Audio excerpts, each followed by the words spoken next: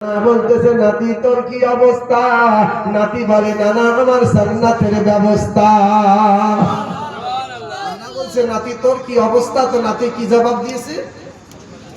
জান্নাতের ব্যবস্থা। আর নানা বলছে নাতি যা হলো তা হলো, আমার তো কাপড় ভিজিনি।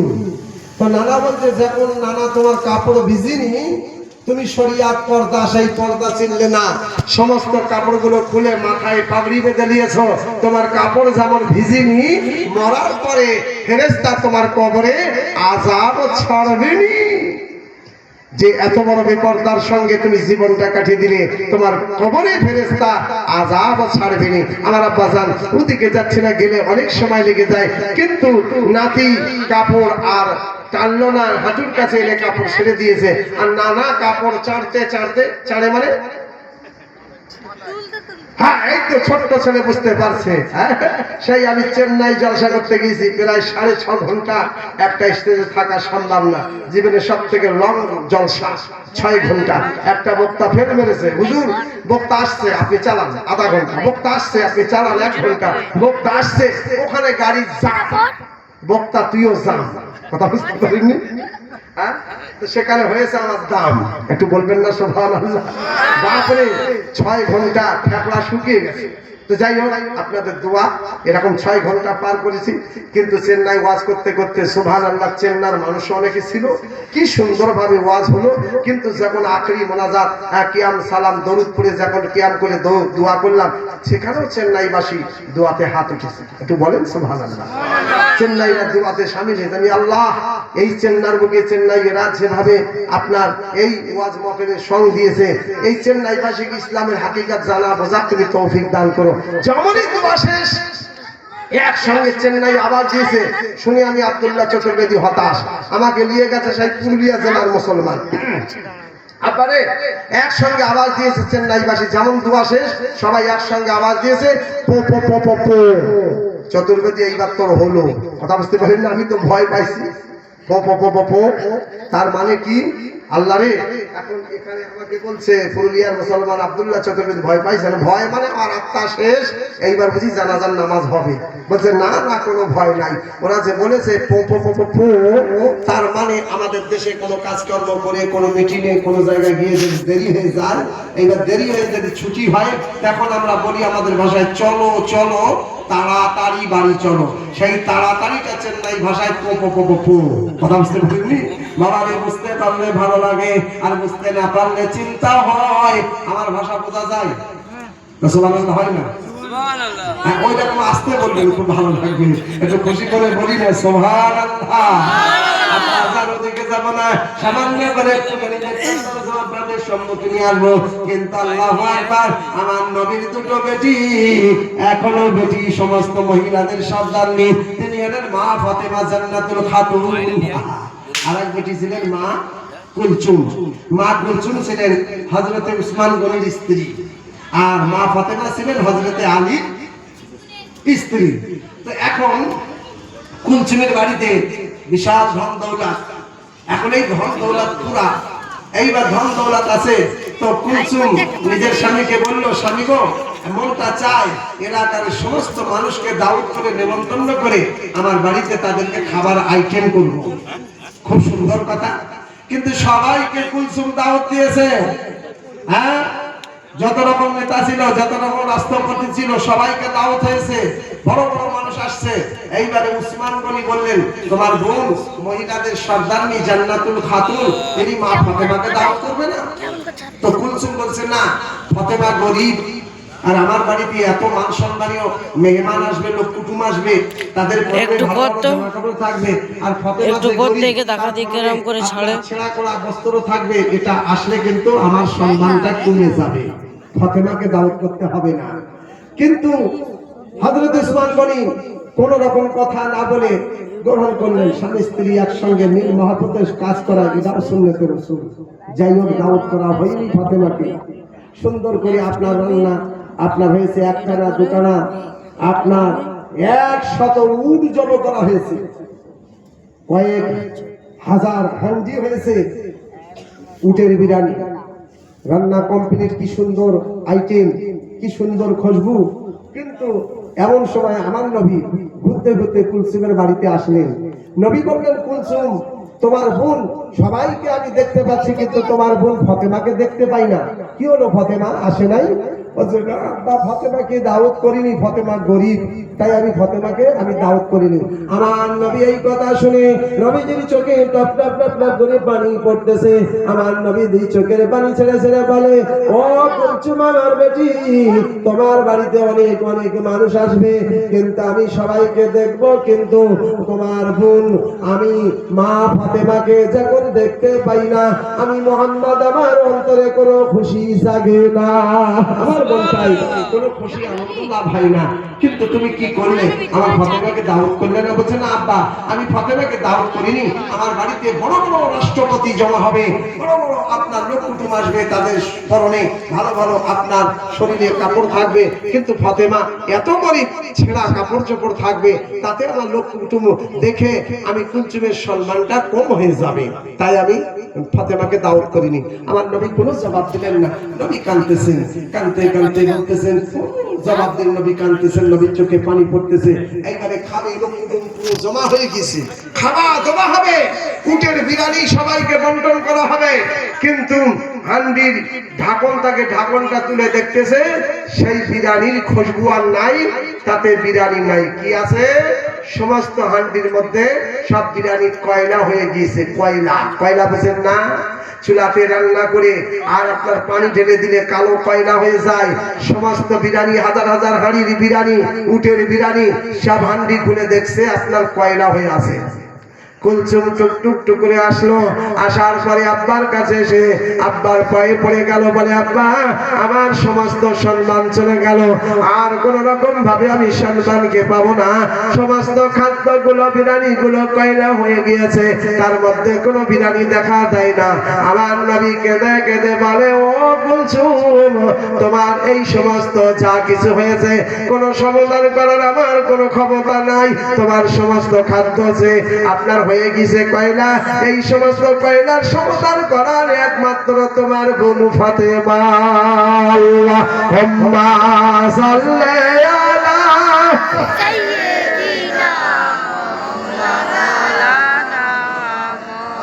ওয়া আলা আলি সাইয়্যিদিনা মাওলানা। আব্বাজান এখন কুলসুম বলে, আব্বা সমাধান যদি হয় আমি ফাতেমার কাছে চলে যাব। যদি বিপদে পড়ে মানুষ তাকে না চিনলেও তাকে গিয়ে চিনতে পারে, তার হাত ধরে, তার পায়ে ধরে। কি ভাই বলে না? হ্যাঁ, থানায় কোন রকম কোন একটা কেস আপনার ঘটে গিয়েছে, সেখানে আপনার ওসির সঙ্গে কথা বলবে, গ্রামে অমুক আছে, ওর সাথে আপনার অন্তরে কোন রকম মহব্বত নাই, কিন্তু সেদিন বিপদে পড়েছে, তো ওই মানুষটার কাছে গিয়ে আপনি হাত জোর করতেছেন, আপনি চলেন, আমার বিপদটা উদ্ধার হবে। কি ভাই ভুল বলতেছি নাকি? হ্যাঁ, এরকম একটা ব্যাপার। আল্লাহু আকবার, সুবহানাল্লাহ।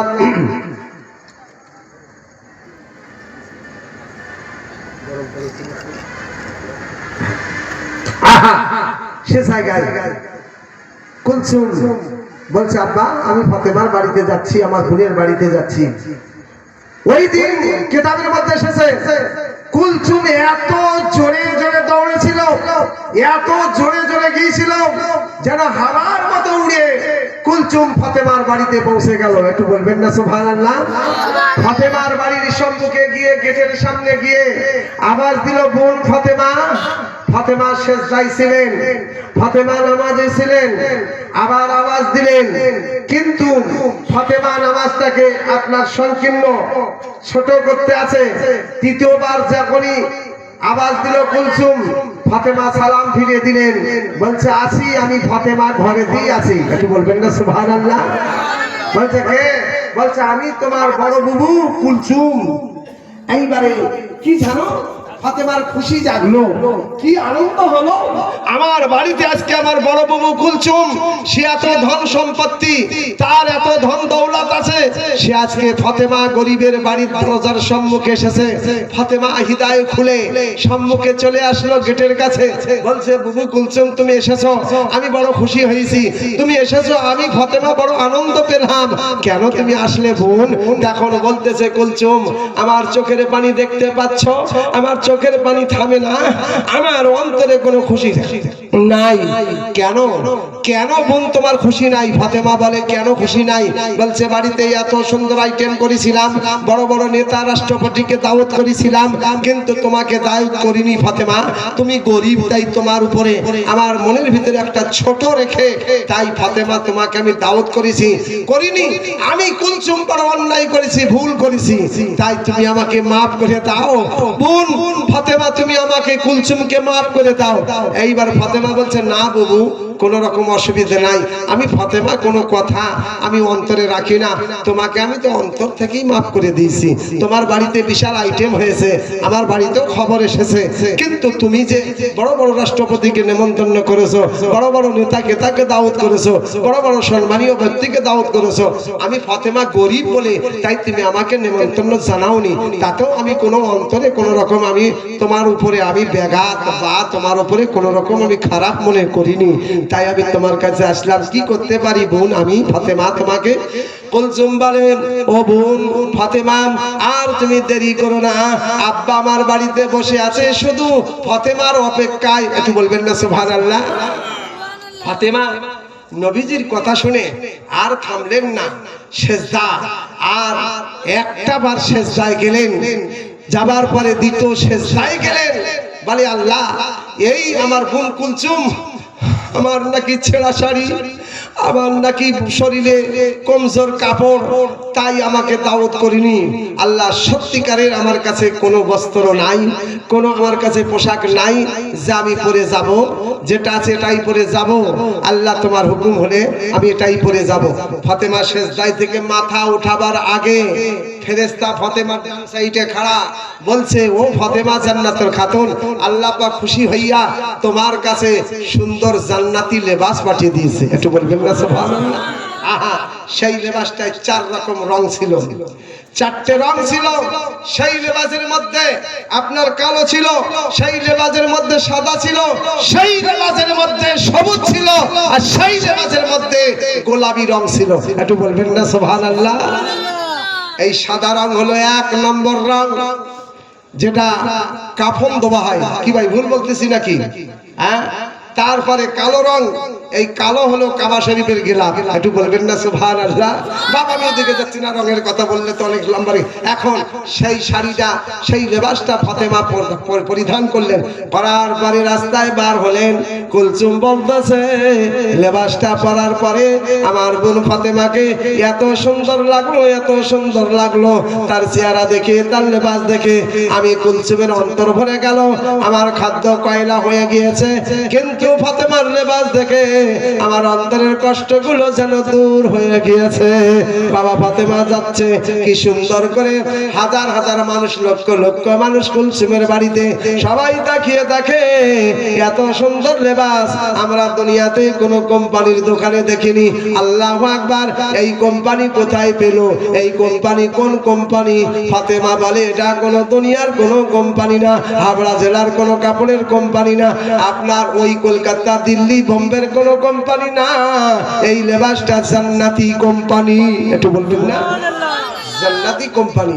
ফাতেমা আহা জান্নাতি শাড়ি, জান্নাতি লেবাস পেলেন। এখন নবী ফাতেমাকে দেখে চোখের পানি বন্ধ করে দিলেন। ফাতেমা আসো, আমি মুহাম্মদ তোমার জন্য অপেক্ষা। নবী বলে ফাতেমা তুমি আমার সম্মুখে এসেছো, আমি মুহাম্মদ বড় খুশি হয়েছি। তোমার বোন, তোমার বাবু কুলসুমের বড় সমস্যা হয়েছে, এই সমস্যা একমাত্র ফাতেমা তোমার দ্বারাই সমাধান হবে। এইবারে ফাতেমা বলে আব্বা কি হয়েছে?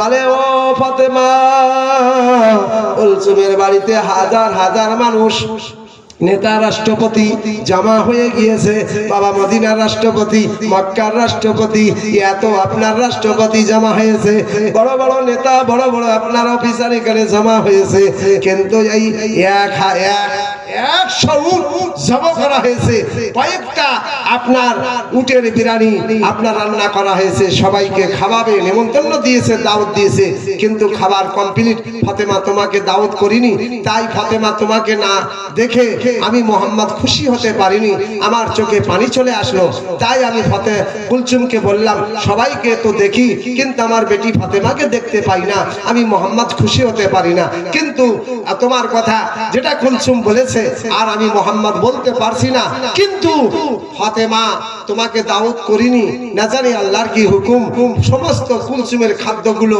আপনার কয়লা হয়ে গিয়েছে, খাদ্য সবকিছু সব আপনার সুন্দর কমপ্লিট, কিন্তু মানুষকে খাওয়াবে, বন্টন করবে, খাবার সব কয়লা হয়ে গিয়েছে, এক চামচ খাদ্য খাবার আর কোন হান্ডিতে নাই, কোন হান্ডিতে নাই। এখন কি হবে? এই সমাধান ফাতেমা তোমাকে করতে হবে। ফাতেমা আস্তে আস্তে করে টুকটুক করে আব্বার সম্মুখে আপনার পাশে আপনার নিয়ত করে আপনার 2 রাকাত নামাজের নিয়ত করলেন, আপনার সেজদা রুকু করলেন, সেজদা করলেন, করার পরে আপনার 2 রাকাত নামাজে আপনার শেষ সেজদা এত লম্বা করলেন, এত লম্বা করলেন, আমার নবী বলে ফাতেমা আর তোমাকে সেজদা লম্বা করতে হবে না, তুমি সেজদা তোলো। এখন কুলসুমের সমস্ত খাদ্য সমাধান হয়ে গিয়েছে, সমস্ত সমস্যার সমাধান হয়ে গিয়েছে। ঢাকন খোলার পরে দেখে আল্লাহু আকবার, সুবহানাল্লাহ, অবিশ্বের মুসলমান, ভারতের মুসলমান, এটা কোনো গল্প